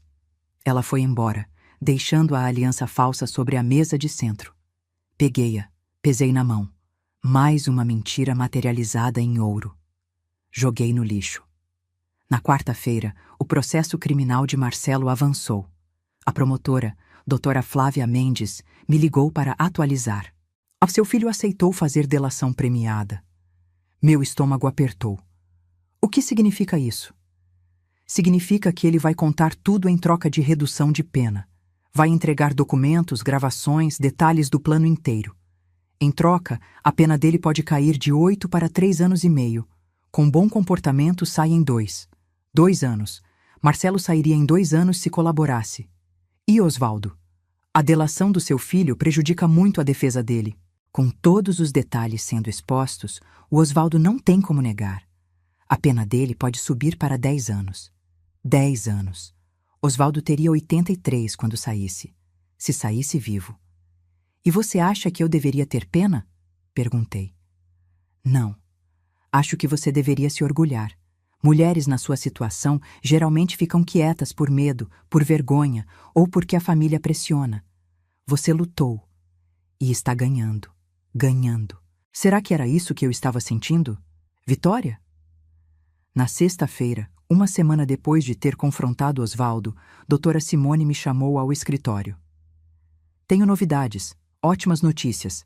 Sentei, expectante. Primeiro, as lojas. A anulação das vendas foi aceita. Os compradores vão ser ressarcidos pelos bancos e as propriedades retornam ao espólio. Como Osvaldo está tecnicamente vivo agora, mas preso e sendo processado, o juiz determinou que você assuma controle total temporário. Pode vendê-las, administrá-las, o que quiser. Quanto valem hoje? Com o mercado atual, umas 3 lojas juntas, uns 3,8 milhões de reais. Valorizaram desde que seu filho tentou vender, 3 milhões e 800 mil. Segundo, o dinheiro do Osvaldo. Todos os 1,8 milhão foram transferidos para uma conta judicial. Com correção monetária e juros dos 6 meses, deu 2,1 milhões de reais. Metade é seu, 1,05 milhão. A outra metade fica bloqueada até o fim do processo criminal dele. E a casa? A casa onde vocês moravam está no seu nome há anos, por doação que ele fez. É sua, sem discussão. E os danos morais? Doutora Simone sorriu. O juiz foi generoso. Considerando o sofrimento psicológico, os 6 meses de luto fingido, a humilhação pública quando a verdade veio à tona, ele concedeu 800 mil reais em danos morais. Osvaldo vai ter que pagar, mesmo que tenha que vender tudo que possui. Fiz as contas mentalmente. 3,8 milhões das lojas. 1,05 milhão do dinheiro dele. 800 mil reais de danos morais. A casa, que valia uns 600 mil reais. Total, 6,25 milhões. 6 milhões e 250 mil reais. 43 anos de casamento reduzidos a um número. Quando recebo tudo isso? As lojas você já pode tomar controle. O dinheiro judicial será liberado em 30 dias. Os danos morais, quando o Osvaldo tiver bens para pagar, provavelmente vão penhorar o que ele tem em nome dele. Ele tem algo? Ferramentas da oficina de chaveiro, Um carro velho, alguns móveis, nada que valha muito. Mas vamos pegar tudo, deixá-lo sem nada, completamente despojado, como ele me deixou quando fingi ser morto.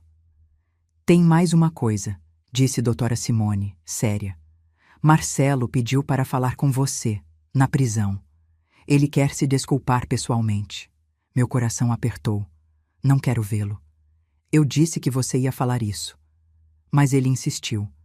Disse que precisa fazer isso antes de fechar a delação. Que não consegue seguir em frente sem pelo menos tentar pedir seu perdão. E se eu não for? Não é obrigada. Mas... Helena, posso falar como alguém que já viu muitos casos assim? Fale. Raiva faz bem. Justiça faz bem. Vingança, às vezes, até faz bem. Mas no final, o que cura de verdade é o fechamento. E talvez você precise ouvir o que ele tem a dizer. Não por ele. Por você. Fiquei em silêncio pensando. Vou pensar. Tá bom. Mas não demora muito. Ele está fragilizado. Prisão não é fácil, ainda mais para quem nunca imaginou que ia parar lá. Saí do escritório com a cabeça pesada. 6 milhões, meu filho na prisão, meu marido preso, minha vida virada do avesso. Mas pela primeira vez, eu tinha controle, tinha poder, tinha escolha. E agora precisava decidir. Que tipo de mulher eu queria ser daqui para frente? A que levava a raiva até o túmulo, ou a que escolhia seguir em frente? Levei 4 dias para decidir se visitaria Marcelo na prisão. 4 dias olhando para o telefone, toda vez que doutora Simone ligava, perguntando se eu tinha tomado uma decisão.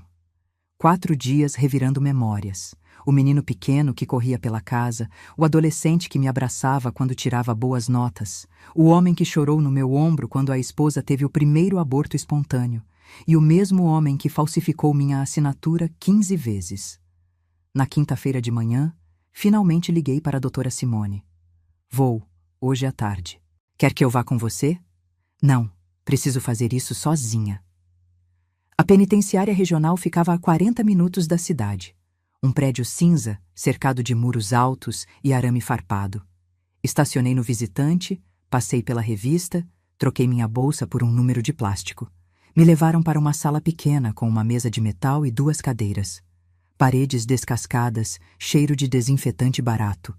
Uma janela pequena com grades deixava entrar um fio de luz. Esperei. 10 minutos depois, a porta se abriu. E lá estava ele. Marcelo tinha emagrecido. O uniforme laranja ficava largo no corpo. A barba tinha crescido, desalinhada, olheiras profundas, mas foi o olhar que me partiu. Vazio, derrotado, sem aquele brilho de confiança que sempre teve. Sentou na cadeira de frente para mim, mãos trêmulas sobre a mesa. Mãe, a voz saiu quebrada. Você veio. Vim. Silêncio constrangedor. Ele mexia nas mãos nervosamente, sem saber por onde começar. Eu não sei o que dizer. Passei uma semana pensando no que falar e agora não tenho palavras. Então escuta. Minha voz saiu firme. Eu vim aqui porque a doutora Simone disse que você precisa de fechamento antes da delação.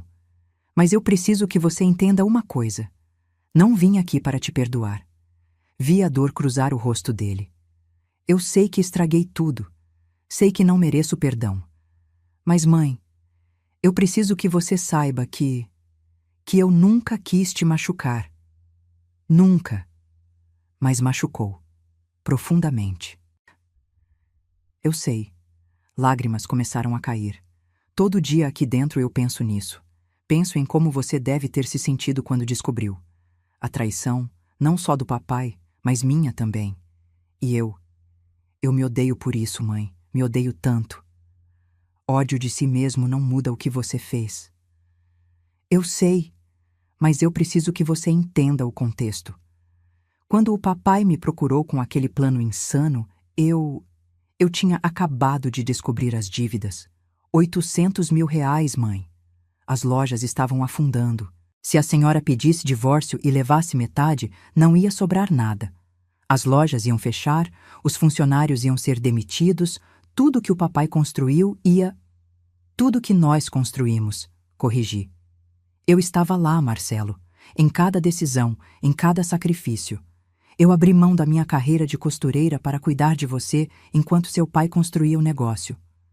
Eu era sócia nisso também, mesmo que não estivesse no papel. Ele abaixou a cabeça envergonhado. Você tem razão. Eu fui egoísta. Pensei só no patrimônio, no dinheiro, no futuro que eu tinha planejado. E no processo, esqueci que você é minha mãe, que me deu tudo, que merecia respeito acima de qualquer coisa. E mesmo sabendo disso tudo, você falsificou minha assinatura. 15 vezes. Eu estava desesperado. As dívidas estavam crescendo, os credores ameaçando processar, eu precisava vender as lojas rápido. Então deveria ter me contado a verdade. Bati na mesa, fazendo-o pular. Deveria ter chegado para mim e dito: Mãe, o papai não morreu, ele fugiu e deixou um monte de dívidas. Preciso da sua ajuda para resolver isso. Eu teria ajudado, Marcelo. Teria assinado o que fosse preciso, teria trabalhado junto com você para salvar o negócio. Mas a verdade era horrível demais. O papai tinha fingido a própria morte, tinha comprado um cadáver, eu estava envolvido. Como eu ia contar isso? Com coragem, com honestidade. 2 coisas que aparentemente não correm na nossa família. Marcelo soluçou, cobrindo o rosto com as mãos. Eu estraguei tudo. Perdi você, perdi a Patrícia. Ela pediu divórcio ontem. Perdi minha liberdade, minha reputação. Tudo. Patrícia pediu divórcio? Disse que não pode esperar 2 ou 3 anos por alguém que ela nem sabe mais quem é. Que vai recomeçar, encontrar alguém honesto. Ele riu amargo. Não culpo ela. Respirei fundo, sentindo o peso da situação. Marcelo, você vai ficar preso aqui por no mínimo 2 anos se colaborar. Talvez 3. E quando sair, vai ter ficha criminal. Dificuldade para arrumar emprego. Julgamento social. Vai ser duro. Eu sei. E eu não vou facilitar para você. Não vou pagar advogado, não vou depositar dinheiro na sua conta, não vou ficar visitando toda semana. Você fez escolhas adultas. Agora enfrenta consequências adultas. Eu entendo. Mas... Hesitei, escolhendo as palavras com cuidado. Quando você sair, se você tiver aprendido algo de verdade, se tiver mudado de fato, talvez, possamos reconstruir alguma coisa. Não a relação de antes. Essa morreu. Mas algo novo, baseado em honestidade. Ele levantou o rosto, olhos esperançosos. Você está dizendo que há chance. Estou dizendo que não vou te abandonar completamente, mas também não vou fingir que está tudo bem. Vai levar anos, Marcelo. Anos para você recuperar minha confiança. E talvez nunca recupere totalmente. Mas pelo menos não vou te riscar da minha vida como você tentou me riscar das suas decisões. Mãe. Ele estendeu a mão sobre a mesa. Olhei para ela. A mão do meu filho, que me abraçou quando criança, que segurei quando atravessávamos ruas, que falsificou minha assinatura 15 vezes. Após alguns segundos, segurei brevemente. Um aperto rápido, sem calor. Mas segurei. Use esse tempo aqui dentro para pensar, Marcelo. Para realmente refletir sobre o tipo de homem que você quer ser. Porque o homem que você era, esse eu não reconheço mais. Vou fazer isso, prometo. Não me prometa, apenas faça. Levantei para sair. Mãe? Ele me chamou quando cheguei à porta. Virei. Obrigado, por vir. Por não desistir completamente de mim. Sou sua mãe, Marcelo. Vou sempre te amar. Mas amor não significa aceitar tudo cegamente. Às vezes, amor significa deixar a pessoa enfrentar as consequências dos próprios atos. Para que aprenda. Saí da sala. Devolvi o número de plástico, peguei minha bolsa. Quando cheguei ao carro, deixei as lágrimas finalmente caírem. Chorei pelo filho que perdi, pelo homem que ele poderia ter sido, pela relação que nunca mais seria a mesma. Mas também chorei de alívio, porque tinha feito a coisa certa, mesmo doendo. 3 meses depois. Sentada na primeira classe do voo para Lisboa, com uma taça de vinho branco na mão, olhei pela janela enquanto o Brasil ficava para trás. Ao meu lado, Carmen e Beatriz, minhas amigas de infância, riam de alguma coisa no tablet. Estávamos indo para um cruzeiro de 25 dias pelo Mediterrâneo. Espanha, Itália, Grécia, Turquia. Todos os lugares que Osvaldo sempre prometeu me levar e nunca levou. Agora eu ia, sozinha. Bem, com minhas amigas, mas sem depender de homem nenhum. As lojas tinham sido vendidas por 3,9 milhões de reais. Investi metade em aplicações seguras que me davam 15 mil reais por mês de renda passiva. A outra metade separei para projetos. O primeiro projeto, doei 300 mil reais para uma ONG que ajudava mulheres vítimas de violência patrimonial e financeira. Mulheres como eu, que tinham sido roubadas, enganadas, manipuladas por familiares. O segundo projeto, comprei um pequeno ateliê no centro e voltei a costurar. Não porque precisava do dinheiro, mas porque tinha sido minha paixão antes de abrir mão dela para ser só esposa e mãe. Agora, aos 69 anos, estava resgatando quem eu era antes de tudo isso. Osvaldo tinha sido condenado a 8 anos de prisão. Com a delação do Marcelo, não conseguiu reduzir nem um dia. Estava cumprindo pena em regime fechado. Cláudia não visitava mais. Os netos nem sabiam direito onde ele estava. A família inventou que ele tinha se mudado para longe. Marcelo cumpria sua pena em regime semiaberto desde o mês passado, por bom comportamento. Trabalhava numa marcenaria dentro da prisão, ganhando um salário mínimo. Patrícia tinha se divorciado e já estava namorando outra pessoa, segundo me contaram. Eu o visitava uma vez por mês. Conversas curtas, ainda tensas, mas ele estava diferente, mais humilde, mais consciente. Talvez a prisão estivesse realmente mudando algo nele, ou talvez fosse só impressão minha. O tempo diria. Helena, você está bem? Carmen me cutucou. Ficou quieta de repente. Estou ótima, sorri. E era verdade. Só pensando em como a vida pode mudar em poucos meses. Mudou para melhor, disse Beatriz, levantando a taça dela. Um brinde à nossa amiga que foi até o fundo do poço e voltou mais forte. Não sei se voltei mais forte, refleti. Mas voltei mais consciente, mais atenta, mais eu mesma. Isso é ser forte, disse Carmen sorrindo. Porque força não é não cair. É levantar depois que cai. Brindamos. O avião decolou, e enquanto subíamos acima das nuvens, pensei em tudo que tinha perdido e tudo que tinha ganhado. Perdi a inocência, a capacidade de confiar cegamente, a fantasia de que família era sagrada por definição, mas ganhei autoconhecimento, independência, a certeza de que podia sobreviver ao pior e ainda assim escolher viver, não apenas existir. 6 meses depois do cruzeiro. Era uma manhã de sábado quando recebi a ligação. Helena, é a doutora Simone. Bom dia. Aconteceu algo? Osvaldo. Ele teve um infarto na prisão ontem. Estava na enfermaria. Não resistiu. O telefone quase escorregou da minha mão. Ele morreu? Sim, de verdade dessa vez. O corpo está sendo liberado para a família. Como vocês tecnicamente ainda eram casados, você é a responsável legal. Osvaldo estava morto. Dessa vez, de verdade. Senti nada. Nem tristeza, nem alívio, nem raiva. Apenas um vazio distante. O que preciso fazer? Precisa decidir sobre o funeral. Se quer enterrá-lo, cremar, onde? Pensei no jazigo de mármore italiano que custou 89 mil reais, onde estava enterrado um desconhecido. Crema ele e joga as cinzas no mar, sem cerimônia. Tem certeza? Absoluta. Ele já teve um funeral. Um bem caro, aliás. Não vai ter outro. E o Marcelo? Ele já foi notificado.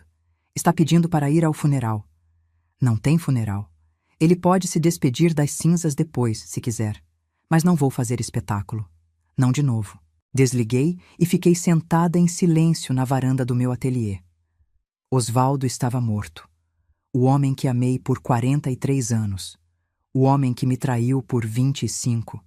O homem que fingiu a própria morte para me abandonar. Agora estava realmente morto. E eu sentia paz. Porque não devia mais nada a ele. Nem amor, nem ódio, nem perdão. Ele era apenas parte do meu passado agora.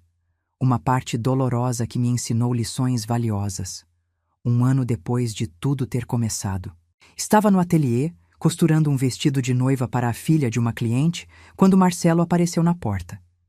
Tinha saído da prisão há 3 semanas, em liberdade condicional. Estava mais magro, cabelos cortados curtos, uma barba bem feita. Usava roupas simples, jeans e camisa branca. Mãe, posso entrar? Pode. Ele entrou devagar, olhando ao redor. O ateliê era pequeno, mas aconchegante. Manequins com tecidos, máquinas de costura, rolos de linha colorida. Meu espaço. Ficou bonito aqui. Obrigada. O que te traz? Ele respirou fundo. Vim me despedir.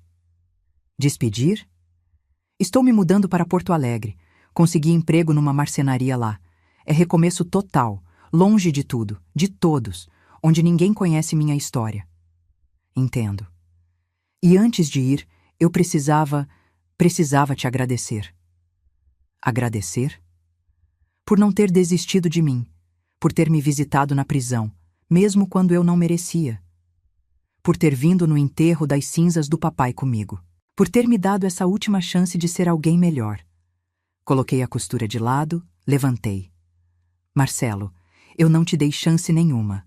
Você que está construindo isso, com trabalho, com escolhas diferentes, com humildade. Isso é todo mérito seu.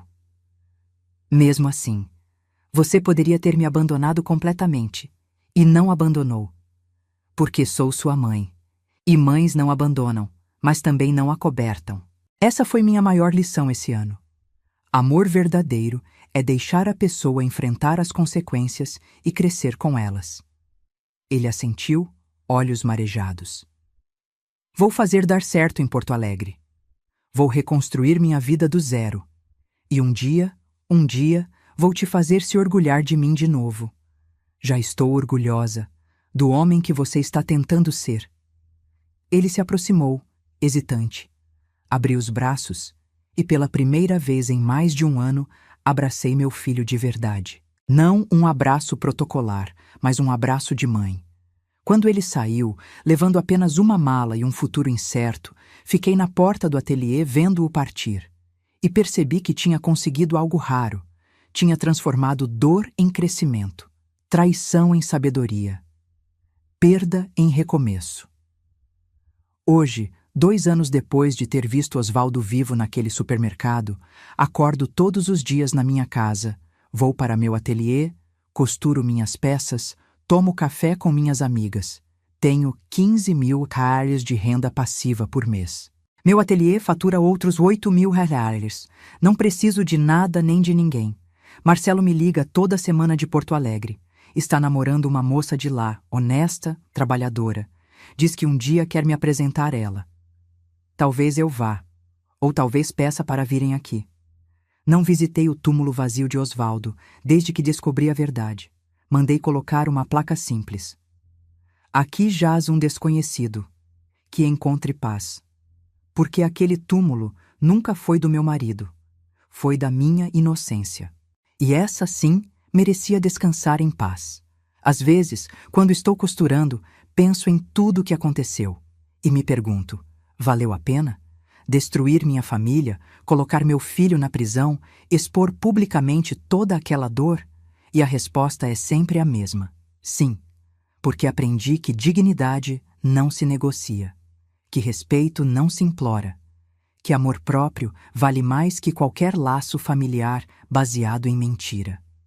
Aprendi que nunca é tarde para exigir justiça, que 70 anos não significa que você tem que aceitar tudo calada, que idade traz sabedoria, mas também coragem, e principalmente, aprendi que a melhor vingança não é destruir quem te machucou, é reconstruir você mesma, mais forte, mais livre, mais você do que nunca, Se esta história tocou seu coração, deixe nos comentários de onde você está assistindo e o que mais te impactou nessa jornada. Cada história que compartilho aqui é um lembrete de que nunca é tarde para exigir o respeito que merecemos. Curta este vídeo se você acredita que dignidade não tem idade.